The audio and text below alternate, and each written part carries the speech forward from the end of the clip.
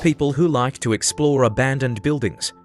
What was the biggest fuck this, I'm out moment you had while exploring? Found what looked like the remains of a pig and it was wearing lingerie. Don't talk about my mother like that. Several years ago, a man was murdered in the city I was working in and parts of his body were turning up at various locations. I think his hand and foot had been found and a week had passed. I'm an architectural designer and I was surveying an abandoned chapel that was slated to be renovated into condos. It was apparent that homeless people had been squatting in the chapel, but I wasn't sure how recently they had been there. When I went into the basement though, it was clear someone was either there or had just left based on the smell. There were no lights due to the power being cut, and I didn't stick around long enough to see if anyone was currently occupying the space. 2 days later, someone reported that they found the torso and head of the murdered man in a building attached to the chapel. I had been too freaked out by the smell in the basement to continue onto the attached building. But I'm almost certain I would have been the one to find the body. I walked into an old abandoned cabin in my neighborhood. I saw movement around me and when I shined my flashlight to the walls there were thousands of cockroaches and spiders on the walls. I noped right out of there, get it? Holy crap. I did not expect this to blow up. Thanks for commenting and liking. I am so sorry for people who had similar experiences. Just reading this made my scalp itch. Hope you didn't bring any hitchhikers home. As kids we would walk this 1/4 mile railway tunnel near where I grew up. There were no tracks, but it was next to live tunnels, so there was a slight element of danger. That and the fact it was trespassing I guess, and railway workmen or transport police could catch us at any moment. So as you can imagine it was dark, real dark in the middle. But towards the end there was enough light to barely see. One day we took an old school pal down there and after walking the length, almost at the end of the tunnel just as it was beginning to get light he stopped to look down a large uncovered square 3 feet by 3 feet manhole ... No, he didn't fall in, but after a flash of brief confusion he took in a deep breath and screamed, then immediately started sprinting for daylight. Oh shit. Fuck run, he screams. Naturally, without question we ran, having a hard time catching him up. At the mouth of the tunnel we stopped. All out of breath. WTF, what's wrong? What did you see? We asked. His face was pure white, and shaking, barely able to speak, he said there was someone down there, looking up at me.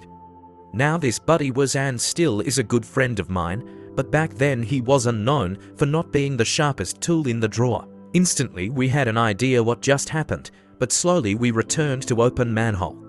Then as the 4 of us stood around this hole looking down, sure enough ... Reflected in the still water about 5 feet down this fecked hole was our 4 faces looking back up at us.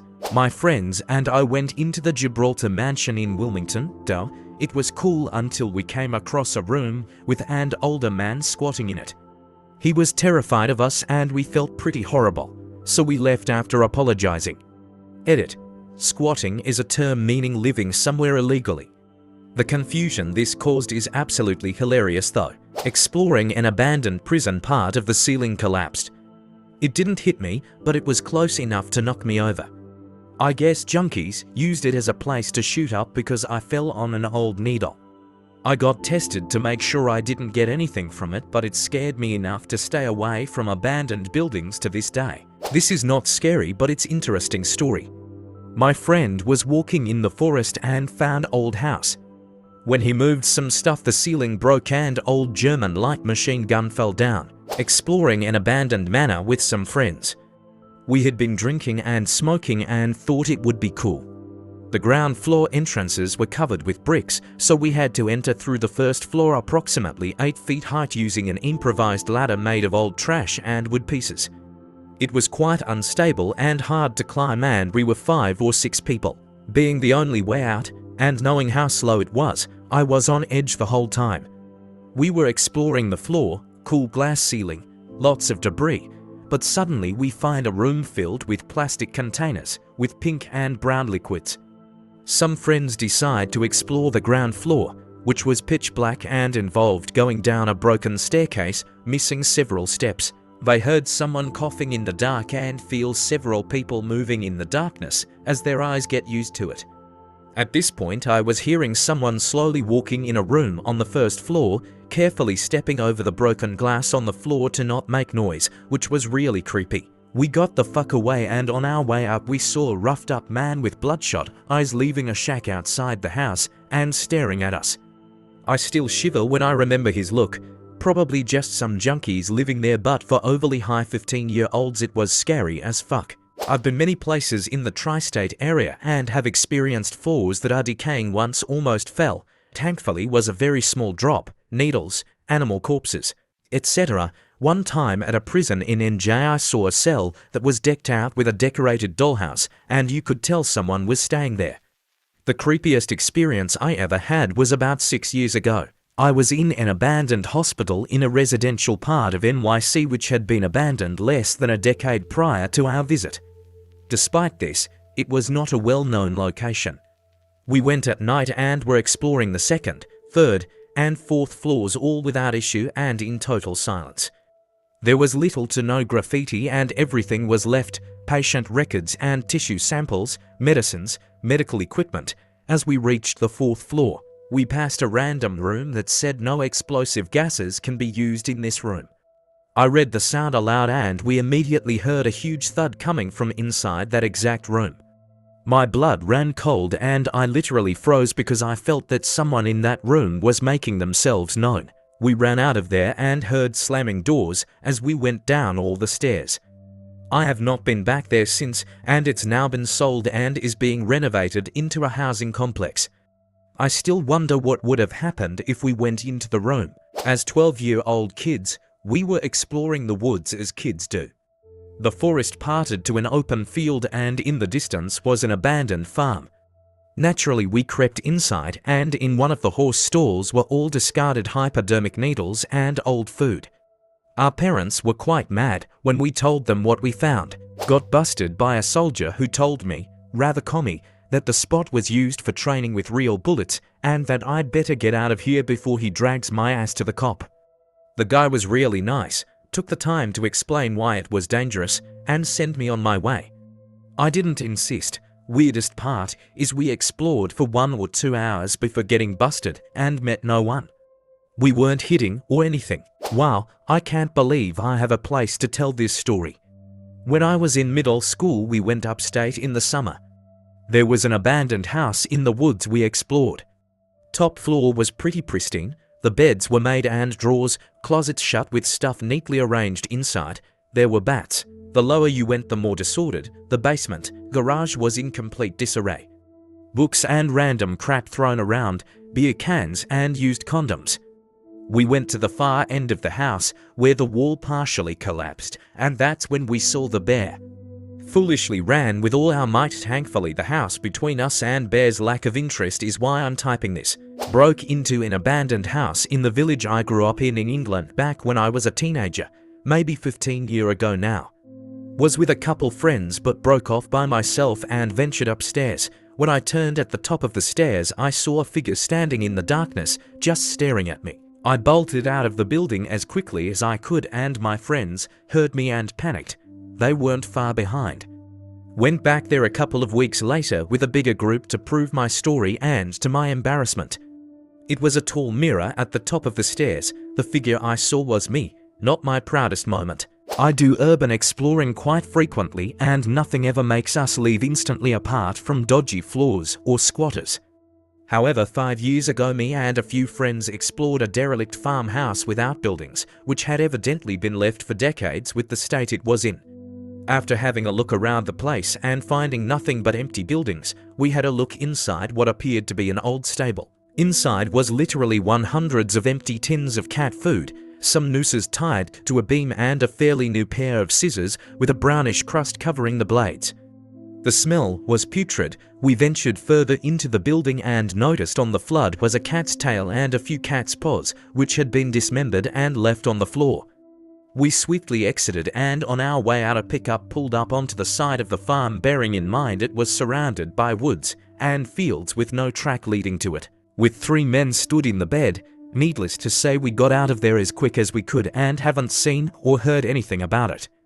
The farm went on the market and sold earlier this year, so it would be interesting to see who previously owned it. My friends and I were exploring an abandoned military housing complex at night.